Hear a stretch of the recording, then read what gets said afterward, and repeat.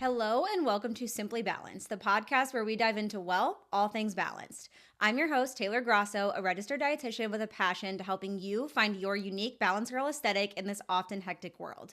Each episode will explore different facets of living a balanced life, whether it's unraveling the latest nutrition trends, discovering mindful eating strategies, or discussing tips for a balanced lifestyle that fits your routine. Balance isn't about perfection, it's about making choices that feel right for you, nurturing your body and mind, and enjoying life's simple pleasures. So whether you're sipping your morning coffee, heading out for a walk, or winding down for the evening, I'm thrilled to have you join me. So let's dive in and talk, all things balanced.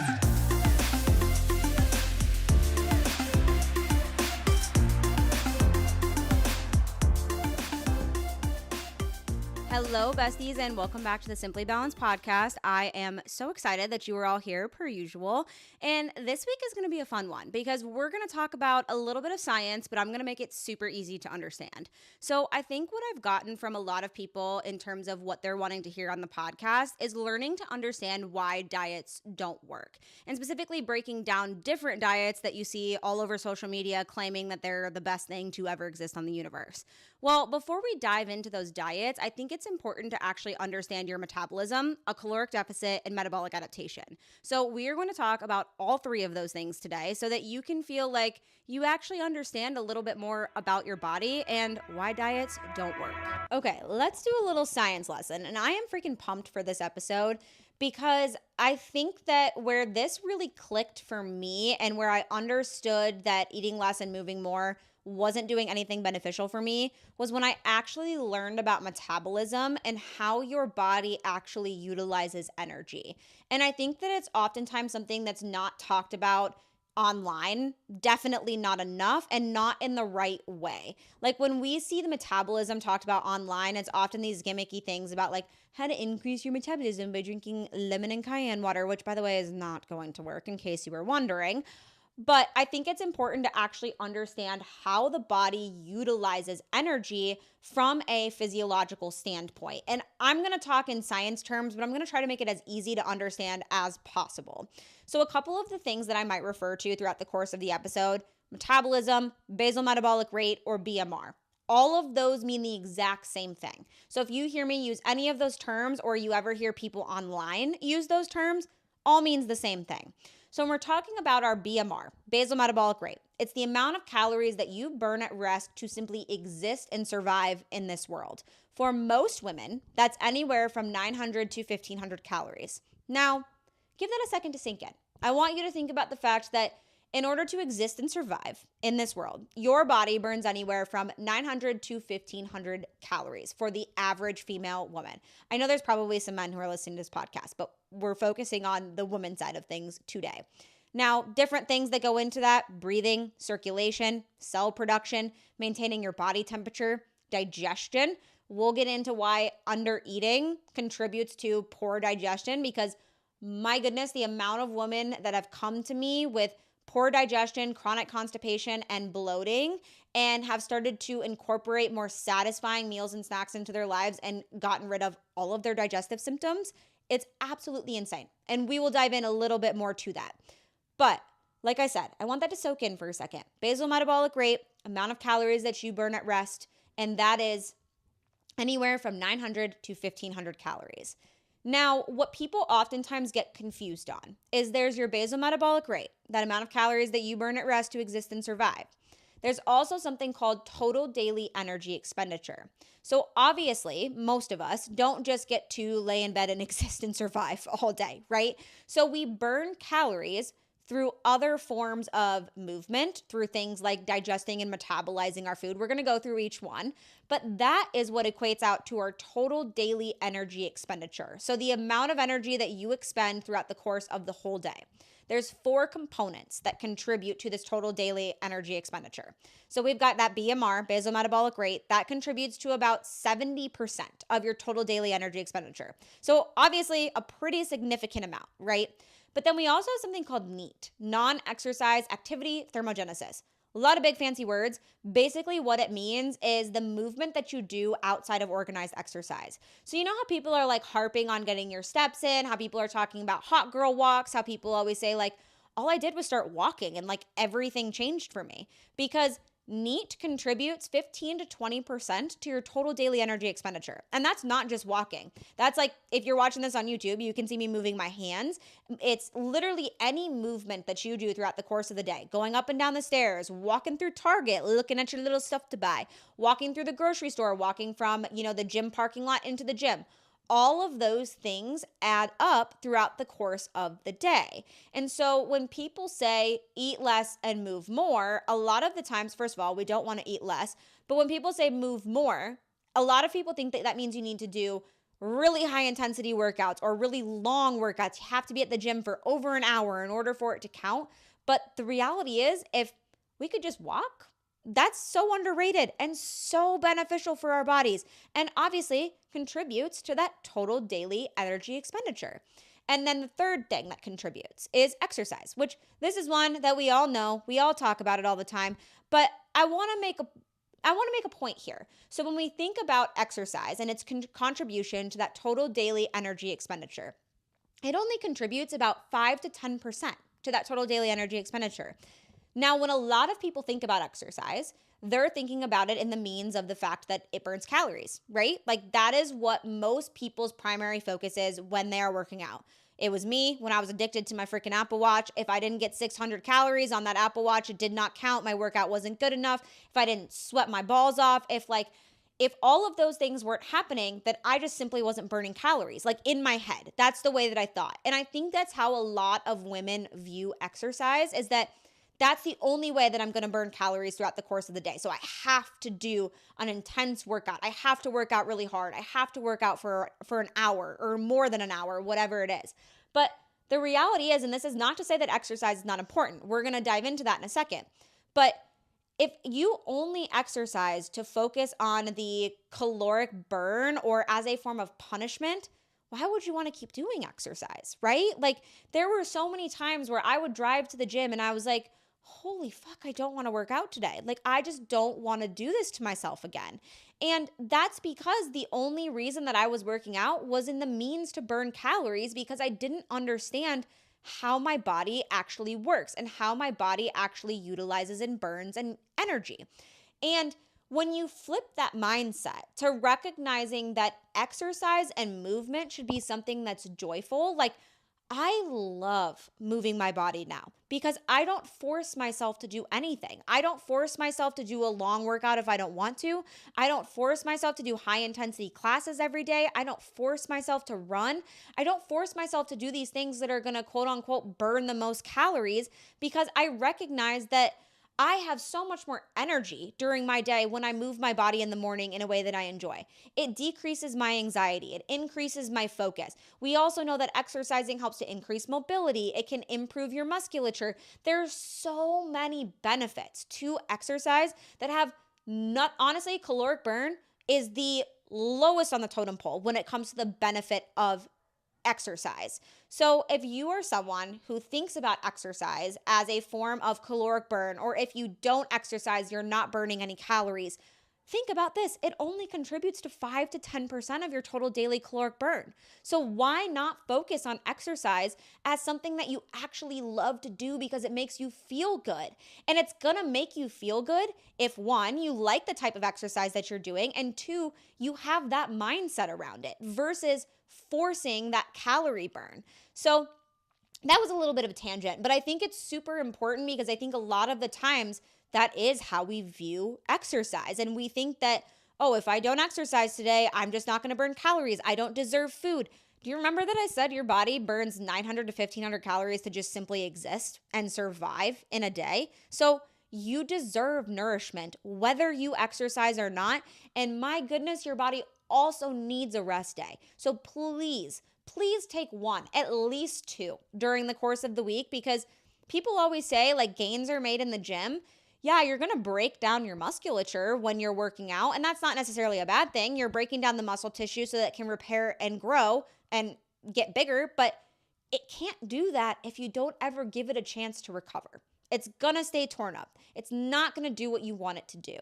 So flipping that mindset around exercise can be so freaking beneficial to making exercise something that's more of a habit you actually love doing and viewing as something that makes you feel good versus something you force yourself to do in order to burn calories. Can also decrease some of those compensatory behavior. When you compensate, I can't say that word. When you compensate for eating something, like you don't need to go exercise to do that. It's okay. Then the last component of that total daily energy expenditure, remember we've got BMR, we've got NEAT, and we've got exercise, is thermic effect of food. So when we eat food, we have to digest it and we have to metabolize it in order to actually get the nutrients. So macronutrients, carbohydrates, protein, fat, and micronutrients, vitamins and minerals. We've got to digest it. We've got to metabolize it. That takes energy to do. So protein has the highest thermic effect of food, which is often why it's emphasized in a lot of different diet programs. But the reality is protein's important for so many other reasons. And I definitely would not put it on, the thermic effect of food being the most important. Thermic effect of food can contribute anywhere from like 5 to 10% of your total daily energy expenditure. So the mistake that I see so many women making is that instead of looking at your total daily energy expenditure, so once again, you have that 900 to 1500 calories, and then you tack on all of these other things throughout the course of your day. For most women, right, you're going to be anywhere from like 18 to 2500 calories in a day. When women go to put themselves into a caloric deficit or go on a diet, they'll oftentimes plunge themselves below even their metabolic rate. Now, remember what I said about metabolic rate. You need that for breathing, circulation, cell production, maintaining body temperature, digestion, all of these things that anatomically, physiologically go on within your body. Your body is going to have to adjust to this lower caloric level. Now, I saw an analogy the other day, and I'm going to try to get it right with this eat less and move more, where we understand that a person and a car are two very different things, right? Like there's a lot more that goes into it in terms of a human being. But when you think about a car, you wouldn't put less fuel in it and expect it to go further, farther, and faster, correct? So why would you expect that with yourself? If you're going to put less and less and less energy into yourself, but you're going to work out harder and harder and harder, why would you expect your body to perform better? It doesn't have the adequate amount of energy to even do its daily functions to physiologically survive. So of course, you're not going to be seeing the quote unquote results that you're looking for from adding in all of that extra movement. Not to mention, when we talk about throwing ourselves into a significant caloric deficit where your calories are far below that basal metabolic rate or your basal metabolic needs, it's going to cause something called metabolic adaptation. So I said this in the beginning, your body's really fucking smart, right? Like we know this. So if your body needs to keep all of these processes going in order to keep you alive, right? It's going to learn how to function at a lower caloric range. So it's going to slowly lower your metabolism over time. So if you start with like, let's say that your total daily energy expenditure is like 2,000 calories. We'll just keep it even and round, right? So you throw yourself into a 700 caloric deficit because you want to lose weight really fast. You're going on a beach vacation, okay? Now you're eating 1,300 calories every single day, right? So you are eating, and let's say like your basal metabolic rate was around like 1,500. So you're below your basal metabolic rate. Your body is going to start learning to function at 1,300 calories or lower than that, rather than that 1,500 calorie marker that you started at, because it no longer has enough energy to keep up with those functions that it needs to in order to survive. This is also going to impact a lot of different things within your body. It can decrease your lean body mass, so your muscle tissue. I always find it so funny when people on the internet are like talking about being, like fitness and nutrition people are like, you want to be lean and toned and all of these things. You need to eat less and move more. And it's like, no, because if you want to build muscle, you have to eat enough to support that muscle growth with the movement that you're doing. And if you're eating significantly less, your muscle cannot repair, regrow, and recover. Not to mention, a lot of people, when they go into diets or when they go into caloric deficits, carbohydrates get such a bad rep and they're always the first thing that's cut. It's your brain and your body's main source of energy. When you exercise, you break down glycogen, which is stored in your muscle to be converted to something called ATP. You then use that as energy while you're exercising, especially high intensity exercise. And in that, if you don't have enough glycogen, yes, you will tap into fat stores, but you can also break down lean muscle tissue. Not to mention that if after a workout, you're only focusing on getting protein throughout the course of your day, but you're not refueling those glycogen stores, that protein is not going to go to your muscle. Like some of it will, but you're eating all this protein and you're like, I don't get why I'm not gaining muscle. I'm eating all this protein, I'm lifting weights, I'm cutting carbs. Because your body and your brain function off of those carbohydrates. And your body and brain have to function off of something. And yes, they can most definitely utilize fat as an energy source if needed. But do you know how slow it is to oxidize fat in your body? Oxidize is a fancy word for breakdown. We break down carbs like, hope you can hear me snapping. We break down carbs so freaking fast. Fats, we don't break that stuff down very fast. It is slow. Protein is easier, falls in the middle. So if you are, exercising, working out, and you're only prioritizing protein for the rest of your day, that protein is going to not necessarily all go to your muscle to repair, grow, and recover it. So you're probably not going to see that result that you're looking for. And when your metabolism continues to go down further, that's where then a lot of people, especially when you're focusing on weight loss only, and you're not focusing on how nutrition, health, wellness, fitness makes you feel, that's where then when your weight continues to plateau once you hit a certain level, right? Because that's what oftentimes happens is you get real quick results right in the beginning when you cut those calories and you start moving more.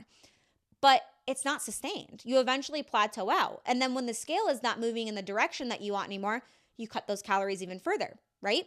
And now you're down to 1,000 calories in a day. You feel super restricted. You're overeating on the weekends. You feel so out of control around food, and food is controlling every single one of your thoughts. This is why diets don't work. They can work in the short term for weight loss. And this is where we have a differentiating factor too, right? Because I think where a lot of the internet gets pissed off about dietitians specifically, I feel like we're the ones who usually say this about diets don't work. They're like, well, yes, it does. I lost weight. Well, I did a diet. So yes, if you are only looking to lose weight and not looking to improve your health, because remember, health and weight are not correlated, right? We've talked about this. Health and weight are not correlated. And so if you are only doing this to lose weight, it's so fucking easy to give up. Because if you're going to plateau out at a certain level, you're not going to feel good and you're not going to want to keep up any of these habits because you're like, well, the exercise and the eating less isn't doing anything for me. So why would I keep doing this? And you don't have that focus on increasing nutrient density, balancing out foods that you love, moving in ways that you enjoy. So instead you just nix all the habits. And that's where diets don't work because they don't work for long-term sustainability. You might get that short-term weight loss. You might get that. Most people do when they first start a diet, right? But is that motivation and is the way that you're thinking about that type of exercise or that type of nutrition or that type of program, is that going to sustain you for the long term? Because the amount of people that end up gaining the weight back afterwards is so high. And I don't care about weight. We've talked about this. But the unfortunate thing is that society fucking does. So I got to talk about it and I got to explain why this doesn't work for the long term. Because the other component that's really frustrating, right, is that the internet sells quick fixes because that's what sells. People want a really quick short-term fix. You've got a bachelorette party, you have your wedding, you have a vacation. You want to look a certain way for those things, right? So you want that quick fix. The reality is that quick fix isn't going to last. And it likely is going to give you some poor relationship with food and probably a poor relationship with exercise most of the time. Versus focusing on the way in which these things make you feel is going to improve the way in which you view food, the way in which you view exercise. There are so many things that you can do to improve that relationship and realize that health and weight are not correlated. And I've kind of went off on a little bit more of a tangent too, but the other thing I wanted to talk about, because when we talk about restrictive diets, And I see this on the internet a lot too, right? Hormones, right? Balancing hormones. That is thrown around all the damn time with no description, right? Like, what hormones are you talking about? And I challenge that to you. If you see someone like a TikTok video or an Instagram and they're talking about hormones, be like, what hormone are you talking about? Exactly. Especially when they're talking about it in relation to a diet, because I almost guarantee you 99% of the time they're just using that as a buzzword to get your attention. But when we look at restrictive diets, they can disrupt hormonal balance, particularly hormones involved in regulating appetite, metabolism, and energy expenditure. For example, levels of leptin. So you have two hormones. You have ghrelin, which in school, how I remember this was ghrelin sounds like growling. Your stomach is growling, makes you hungry. So ghrelin is your hunger hormone. And then we've got leptin. Leptin is your fullness and satisfaction hormone. What we know is that restrictive diets can down-regulate leptin. So it can down-regulate your satisfaction and fullness cue. It's really hard to be in touch with your hunger and fullness cues when you're eating based on a calorie number or a macro number, because you can't eat when you're hungry, because let's say you only have 200 calories left for the day and it's only 3 p.m. You're like, I can't eat something right now. I can't. And so your body's going to start down regulating those hormones. And I have so many women who have been yo-yo dieting and either message me on Instagram or TikTok, or, they end up working with me one-on-one or in my group coaching program. And they're like, holy cow, like I forgot what it was like to be hungry. Because when you are doing that, those hormones are just downregulated. And it's really hard to identify the hunger and fullness. Not to mention, that is a recipe for overindulging and binging. Now, there's a little bit of difference between those two things. So that's why I'm going to keep using those terms together, because there is a difference between binging, overconsuming, and overindulging. And I think women go through both. So when we're thinking about this, if you can't really recognize your fullness and satisfaction, and you feel so restricted by food, and you have this constant food noise in your brain, of course you're going to feel out of control on the weekends, or when you give yourself permission to eat dessert, or when you give yourself permission to eat pizza, or when you go out to eat, when you're around these foods that you don't typically allow yourself to have. Yes, you're going to feel so out of control, and it's going to feel so hard to actually grasp and understand when you're full and satisfied. It takes time. Intuitive eating is a journey, and it's not an easy one, and it's not a linear one. It's funny because intuitive eating is not a diet, it's an evidence-based practice, but intuitive eating is harder than any diet you will ever do. And I know diets feel hard in the moment because you're like, well, this fucking sucks. I can't eat anything. All I'm doing is drinking water. I'm peeing every 30 minutes. I'm exercising all the time. I'm not seeing any results. But with intuitive eating, it's gray, baby. I have no black and white answers for you. I don't know what your body needs. You know what your body needs. But you have to learn to trust your body. And that's really hard to do when you've I just got like goosebumps saying that. That's kind of funny. It's really hard to trust your body when you haven't listened to your hunger and fullness cues for however many years you've been dieting, right? And that's not your fault. Society has told you to diet in order to look and be a certain way. Not to mention, when we're talking about hormone regulation as well, another thing that I wanted to talk about there too is the fact that this can also impact your cortisol levels, so your stress hormone.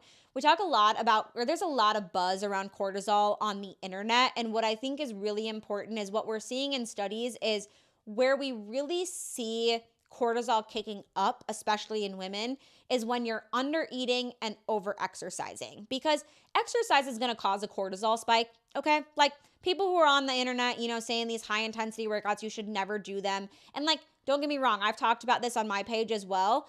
I don't think you should do high intensity workouts every single day of your life. But can you do a balance of high and low intensity and mix in movement that you enjoy? Abso-freaking-lutely. The reality is your cortisol level is going to increase when you exercise.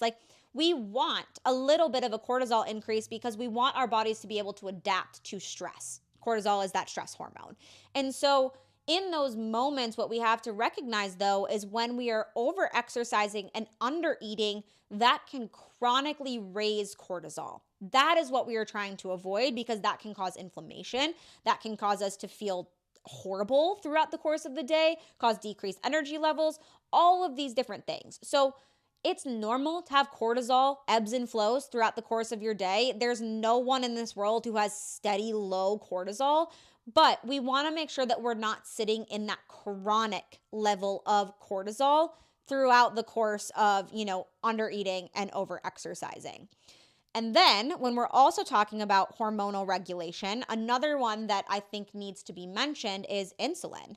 Because when we think about, going through restrictive or yo-yo dieting, and like I said, oftentimes you're cutting out carbohydrates, you're decreasing carbs. When you eat a carbohydrate, that's going to cause your body to release insulin from your pancreas. Insulin's going to go capture that glucose from the bloodstream and take it to the cells where it needs to go. Now, if you are someone who is chronically having big blood sugar spikes and big blood sugar falls because, let's say you're restricting and then you are over consuming carbohydrates on the weekend, you've got big rises and falls all weekend, and then you've got like nothing throughout the course of the week, your body's confused as hell. Like that could lead to insulin resistance. That could lead to a variety of different things. So focusing on maintaining more steady levels of blood sugar throughout the course of your day by eating carbohydrates, brain and body's main source of fuel, paired with protein, fat, and or fiber is going to help to keep those levels more steady, keep you more full and satisfied, not to mention increase your energy levels. Because my goodness, I wish I could scream this from the rooftops, energy comes from food. Energy does not come from caffeine, not energy drinks, not coffee. It comes from food. And you are going to feel so much better if you allow yourself to eat enough food throughout the course of your day. Another component that I want to talk about when it comes to restrictive dieting and metabolism is NEAT, right? We talked about NEAT at the beginning, that it's the second biggest contributor to your total daily energy expenditure. And so when we think about NEAT and we also think about caloric restriction can actually lead to a decrease in NEAT because the body wants to conserve energy by reducing spontaneous physical activity. You think about it. Wherever you're at in your journey with intuitive eating or dieting, like you haven't quite gotten to that point yet, but you've either struggled with it in the past, you're struggling with it currently, how fucking tired are you? How tired are you throughout the course of your day? You're like, I don't want to go on a walk. You have to drag yourself to the gym because your body is so low on energy. You're not going to want to move outside of those times that you are forcing yourself to move. And that's because your body is smart and it wants to conserve energy by decreasing that spontaneous movement. But what do we know? That movement contributes more to your total daily energy expenditure than the exercise that you're forcing yourself to do because you want to burn the most calories.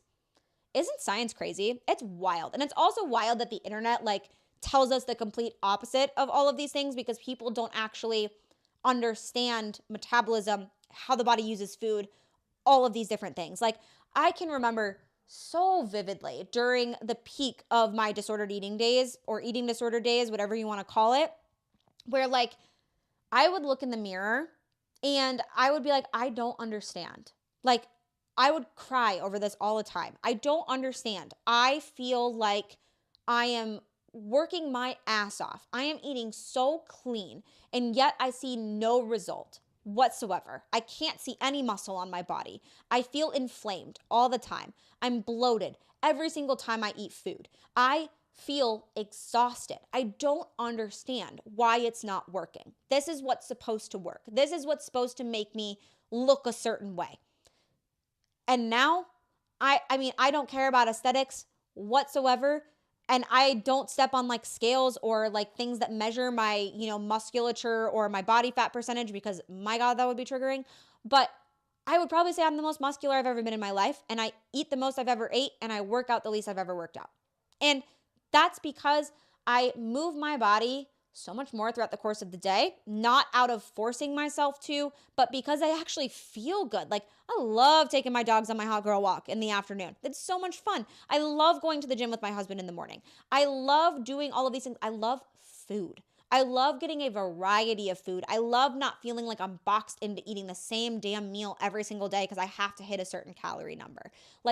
These are all the things that having a positive relationship with food and ditching this idea that you have to diet in order to achieve health, it's so worth it. And even if you've never struggled with an eating disorder or disordered eating, I think that so many of us have at least once in our lives dabbled in some form of diet and realized like it doesn't work. And if the diet worked, if any diet worked, it wouldn't like everyone would do it. Like, do we ever think about that? Really? Like, this is my first time kind of saying it out loud and thinking about it. Like, if there was one diet that worked, why would everybody not just do that? Like, if it worked for the long term. You know what that diet is? Diet, it's not a diet, but practices, it's intuitive eating. Intuitive eating is the answer to this whole thing.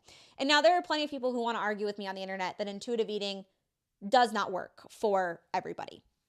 And to that, I like to say that I think there could be potentially some truth to that, where maybe it doesn't necessarily work for everybody. But I think that having a positive relationship with food works for everybody.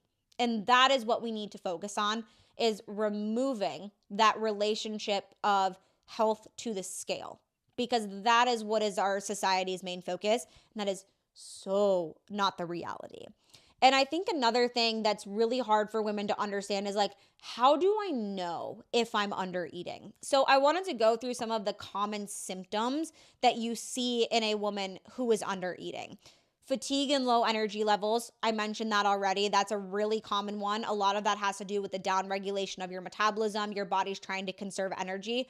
Honestly, your body's just in survival mode.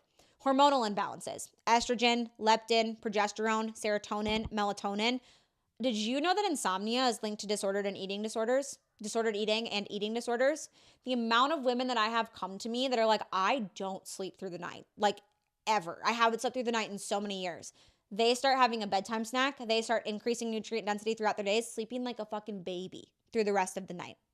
Sleeping like a baby, because hormone production is affected by under eating. So melatonin, serotonin. Melatonin is your sleepy hormone. Serotonin is your happy hormone, but it also helps you to unwind. Both of those kind of are released with your circadian rhythm before you're supposed to go to bed at night. Those can be impacted by low blood sugar levels, which is what's going to happen or irregular blood sugar levels, which is what's going to happen if you're not providing your body with enough energy. We already touched on leptin a little bit, estrogen and progesterone. If you have ever lost your period from under eating, because your body cannot continue with reproductive processes because it doesn't have enough energy to do so. So it downregulates estrogen, it downregulates progesterone. You're not going to ovulate, you're not going to menstruate, you can't get pregnant because your body, in that moment, you aren't supporting yourself. There's no way that you could support a growing fetus. You don't have enough energy to do so. And so your body's just going to shut that period right off. And please, I have nothing against birth control. I am so pro whatever works best for you, but don't go on birth control to get your period back, because it's not a real period. When you are on birth control and you bleed at the end of the month, those birth control, and I'm talking strictly pills right now, those pills are sugar pills, right? So the 3 weeks that you take birth control, which we're going to do a whole episode on cycle syncing and birth control and all of that stuff, so we'll get into this more, but those 3 weeks are estrogen or progesterone, whatever type, or a combination of both pills that you're taking. So you're getting exogenous estrogen and progesterone. Your body is not producing them. Your body's probably still producing them, but on a very minimal scale, okay? And then that last week where you're on your sugar pill and you have a bleed, that is a withdrawal bleed, a withdrawal from the exogenous or external estrogen and progesterone. It is not a legit menstrual cycle because birth control prevents you from ovulating. You cannot menstruate if you do not ovulate, because you have to ovulate in order to get pregnant. Menstruating means that you are shedding the lining that was built up for a potential baby. So it is just a withdrawal bleed. And when a doctor puts a woman on birth control when she's lost her period, it is not getting to the root cause of the fact that the woman is likely not eating enough or over-exercising or a combination of both. And the reason that it scares me is because what a lot of people don't talk about or know, estrogen is actually a precursor for helping to build up your bone density. it helps to make, I think it helps to make the cells. I can't remember the exact science. I haven't read about it in a long time, but it helps to build up your bone tissue and increase your bone density. So if you've ever seen or if you've ever struggled with this yourself, where when you maybe lost your cycle, when you were under eating and over exercising, you are so much higher risk for injury. I had 2 or 3 stress fractures throughout the course of high school, I think, from running track and cross country. And all of those were because I was under eating and I was on birth control because I didn't know any better. And that is what I thought, was giving me my period. So I thought that I was perfectly healthy. I just didn't know at the time. So I'm by no means, like I said, against birth control. You do you, girly. You know what? I don't want a baby right now either. So I totally get it. Just don't take birth control to get your period back, because that's not giving you a legit period, is more so what I'm saying than birth control itself. Because if you're just using that to protect yourself, I'm all for that. So that was a long little tangent on the hormonal imbalances. But as you can see, under eating and over exercising can have so many different impacts on so many different hormones within your body. Not to mention change in mood. Once again, it can affect serotonin. It can also increase anxiety. It can increase depression, the amount of those things that are linked to eating disorders and disordered eating. Difficulty concentrating, which makes sense because, like I said, most restrictive diets, right? You're cutting out carbohydrates. What's your brain's main source of energy? Carbohydrates. 130 grams a day, you guys, for just your brain. Just your brain needs 130 grams a day. So you're eating less than that. Your macros are 120 grams of carbs. You're not even giving your brain enough energy. No wonder you can't concentrate on anything except your next meal, because your brain is freaking hungry. Decreased exercise performance and output. You don't have enough energy. How the heck are you going to lift those heavy weights? How are you going to pick them up and put them down? How are you going to go for your runs? How are you going to do your exercise? And you're like, well, I'm doing it right now. But do you feel good while you're doing it? Do you feel good while you're doing it? Do you feel good after you're done? Mentally and physically. Because my goodness, the difference in the way exercise feels when you have enough energy, it is life changing, life altering. It makes exercise so much more enjoyable. Digestive issues, baby. Everybody always wants to talk about this one, because the amount of women that struggle with chronic bloating and chronic constipation and chronic digestion issues, and not a single doctor asks them about whether or not they're eating enough, whether or not what their dieting history is. I have yet to meet a doctor who asks this question. If you're a doctor who's listening and you ask this question, I love you so much. Because the amount of women, and I want to preface this by saying I am by no means saying that IBS is not a true condition, but the amount of women that are going to the doctor with these chronic digestion issues, chronic bloating, they think they're allergic to everything, they have chronic constipation, they're pooping once a week, and they get slapped with IBS-C or IBS-D depending on what their symptoms are. And then they start eating more and lowering that stress level in their body, and all of those symptoms go away. When I tell you that I looked 6 months pregnant after every single meal that I consumed when I was in my eating disorder days, every single meal I consumed. You know what I lived off of was activated charcoal. Has anybody ever had that? It helps to decrease your bloating, supposedly. I lived off of that and digestive enzymes because I was so uncomfortable every time I ate. I thought I was allergic to everything, which is why I kept cutting out foods, because I was like, oh, it must be this. This is inflammatory. This is why I can't have this. No, girly pop, you needed more food. You needed more food. Now, the reason that you have digestive issues when you're under eating and sometimes over exercising or on a restrictive diet, your stomach is a muscle. So think about your bicep. If you don't bicep curl for a couple of months, let's say you started out with 15 pound dumbbells, you're curling those, you're feeling real good. Then you get injured. You can't do bicep curls for 3 months. You're going to probably have to start with the 5 or 10 pound weights because your muscle shrunk and it's no longer functioning as well because it wasn't getting utilized. Stomach is the same damn thing. If you are not putting enough energy in your stomach, it's going to slow down. It's a muscle. It's going to decrease your digestive motility. You're going to put yourself at that higher risk for your body's going to slow down the digestion. Not to mention, we talked about this in the beginning, right? That basal metabolic rate, your body has to allocate energy to make these physiological functions happen, like circulation, breathing, digestion. But what's more important than digestion? Circulation and breathing. You've got to have those things to survive. It's going to allocate energy to what's most important. Digestion, not as important. You're not going to get, remember why we talked about thermic effect of food? you're not going to get as much energy dedicated to breaking down and utilizing the food that you're consuming. Not to mention that a lot of the times people who are under eating or on diets or restrictive, things, there's typically a decrease in the variety of food that you're eating. Because if you're sticking to a calorie number, you're sticking to a macro number, whatever that looks like for you, you're eating things that fit into those numbers because that's what's easiest. It's hard to find other things. So you eat a lot of the same things every single day. Do you know what our gut microbiome thrives off of? Variety. Variety, variety, variety. And you know what else oftentimes happens with diets? You cut out carbohydrates. Do you know what's in carbohydrates? Fiber, baby. Whole grains, fruits, veggies, legumes, beans, nuts. Well, nuts are a fat. But all of those things, they all contain fiber. You know what fiber is? It's prebiotic. Prebiotics feed the probiotics, or the beneficial bacteria that live in your gut. So if you want to improve your gut health, eat carbohydrates, baby. Stop skipping them. Eat some fiber. Fruits, veggies, like I said, whole grains. Eat those things. Those things are so, so beneficial for your gut health. So those are all of the reasons that your digestive system is impacted by under eating.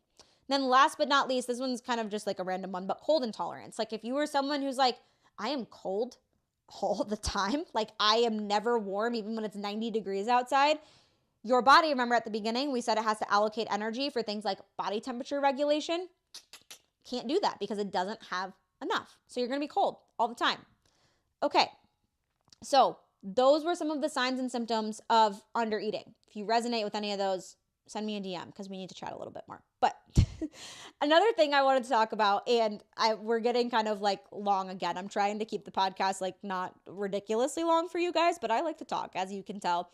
I wanted to talk a little bit about why intuitive eating leads to weight stability. Like I said, do I care about weight? No. Does everybody else care about weight? Yes. So I'm going to talk about it. And I think when we talk about weight stability, it's not coming from a place of loss or gain. It's coming from the fact that your body is just chilling in equilibrium, which is okay. You do not have to constantly be on the pursuit of changing your body. You don't have to constantly be shrinking it. You don't have to constantly be trying to gain muscle. You don't have to constantly be trying to change yourself for society. You don't have to. You can be stable. And stable is a really happy place. Let me tell you, I like stability. It's really fun being stable, especially metabolically. So number one, hunger regulation. Intuitive eating emphasizes tuning into your body's natural hunger cues. So scientifically, when you eat in response to true physical hunger, your body releases hormones like ghrelin, which signal that need for energy. And eating when hungry and stopping when satisfied helps to regulate your calorie intake to match your body's energy needs, which helps to lead to weight stability. Not to mention that it also increases that signal of leptin, so that satisfaction and fullness hormone. It's a lot easier to recognize when am I truly hungry and when am I truly full and satisfied. Like those are things that can happen when you're focusing on those natural cues. And I get that question a lot from people, like, how do I know? Like, how do I know I'm eating enough or I'm not eating enough? And I'm like, you just know. As much as you hate that answer, and it takes time to get to the point where you do know, you will know when you get to that point because you will feel good. You will feel hunger. You will feel fullness. You will feel those things. It'll make a big difference. Metabolic adaptation prevention. Unlike restrictive diets, which can lead to that metabolic adaptation or the slowing down of the metabolism like we talked about, intuitive eating encourages consistent energy intake. This steady flow of energy helps to prevent that metabolic slowdown, which can occur when you consistently undereat. Now, what oftentimes happens here is what I talk about a lot. This is where that metabolic adaptation or that diet creates a short-term result, because what oftentimes happens is when you resume normal eating patterns, it leads to weight regain because you have now down-regulated your metabolism. So if you go back to eating how you were before you down-regulated, your body's not burning as much energy at rest, which just continues to lead to that weight gain over time. So preventing that metabolic adaptation by consistently fueling your body keeps you in a more stable point. Stress reduction. I say this all the time, but there is no ingredient that is more stressful on your body than stressing about every goddamn ingredient or morsel of food that is going into your mouth. There's nothing on this planet that's going to cause more stress than that. So stress and emotional eating are often linked to weight fluctuations. Intuitive eating promotes mindful eating practices. This can help to reduce stress-related eating and emotional overeating. Also, scientifically reduced stress levels can positively impact hormones that regulate appetite and metabolism. So reducing your stress around food and creating a more positive environment and relationship with food can have such a significant impact on your appetite and metabolism. Improved hormonal balance. Intuitive eating encourages a balanced and varied diet with a wide range of nutrients. What we know is that a diverse nutrient intake can help to maintain hormonal balance, which plays a crucial role in regulating appetite and body weight. One specifically that I already talked about, insulin and blood sugar. When we think about those, when we're eating consistently throughout the course of our day based on those hunger and fullness cues and implementing gentle nutrition practices, our body is going to have pretty regulated appetite. We're going to feel really good. We're going to be able to have those more stable blood sugar levels, and we're not going to go through those rises and falls throughout the course of the day. You're going to have more steady energy levels. You're just going to feel more satisfied throughout the course of your day. It's just going to improve. Reduction in binge eating or over consuming. So intuitive eating helps individuals to recognize and respond to their body's signals of fullness. This can lead to a reduction in episodes of overeating and binge eating, which, when they occur, can result in weight fluctuations. Remember, we talked about this because when you're on a super restrictive diet, there's going to be a down regulation in leptin, or your satisfaction and fullness hormone. It's going to be a lot harder to recognize when you're truly full and when you're truly satisfied when you are in those severe restrictions, which makes it a lot easier to overindulge, overconsume, or have a binging episode. Long-term sustainability. Take a shot every time I've said that this episode, right? Take a shot every time I say that on all my social media platforms. But scientific studies have also shown that diets are often unsustainable in the long run, leading to a cycle of weight loss followed by weight regain. Intuitive eating, on the other hand, encourages a sustainable approach to eating that can be maintained over time, which contributes to weight stability. Just Google it. Google intuitive eating and weight stability. You're going to find a multitude of different studies talking about how intuitive eating can be linked to weight stability. It's linked to decreased anxiety and depression. It's linked to an improved relationship with food. It's linked to a decrease in emotional or overeating. There are so many benefits to healing that relationship with food and actually understanding that long-term sustainability is so much more beneficial to your body than that short-term weight loss that you're looking for. And then individual variations. So scientific research supports the idea that individuals have different body types and metabolisms. Intuitive eating respects this variation and allows people to find and maintain their own healthy and stable weight rather than pursuing a one-size-fits-all approach. So instead of trying to match up to society standards and be a certain size or be a certain weight or look a certain way, you are pursuing health for what health looks like for you. And that's going to look different for every single person. But if you are able to shift that mindset to focus on what of these habits feels the best for me, and realistically, how can I incorporate them and keep them as a part of my life? That is where the stability comes from. That is where the long term comes from. That is where you're going to just feel so much better. So much better. Now, that was a lot of science. And I feel like, and I hope I made it super easy to understand. And we're going to dive in even more on a lot of these different topics. And we're going to talk about some diets. We're going to talk through a lot of things. But I think what's important to recognize here is that when we're thinking about metabolism and the way in which your body utilizes energy, it's important to nourish your body. It's important to fuel your body. It's important to focus on long-term sustainability and not focus on a short-term quick fix, because it's not going to last. So, besties, I hope you feel like you understand metabolism just a little bit better now. I hope you understand a little bit better as to why diets don't work for the long term. I hope you also feel like you understand your body a little bit better, or maybe why you've been experiencing some of the things that you've been experiencing if you struggle with under eating or disordered eating or an eating disorder. I hope that some of these things resonate with you. And as always, I love you all so much. Thank you for listening to the episode.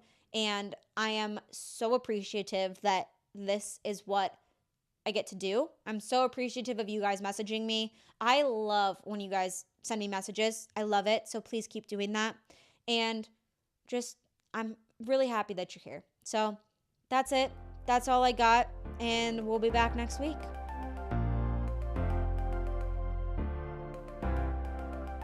And that brings us to the end of today's episode of Simply Balanced. Thank you so much for tuning in and sharing a part of your day with me. I hope you find inspiration in our discussion and feel more equipped to embrace the balanced girl aesthetic in your daily life. Remember, balance is a journey, not a destination. It's about finding what works for you in your unique way. As we part ways, I encourage you to reflect on one thing you learned today and how you can incorporate that into your life to create more balance. Don't forget to subscribe to Simply Balanced so you never miss an episode. If you enjoyed our time together, consider leaving a review or sharing the podcast with a friend. Your support means the world, and until next time, keep striving for balance, nourish your body and mind, and remember to cherish life's simple pleasures. This is Taylor Grasso signing off. Stay balanced and see you next episode.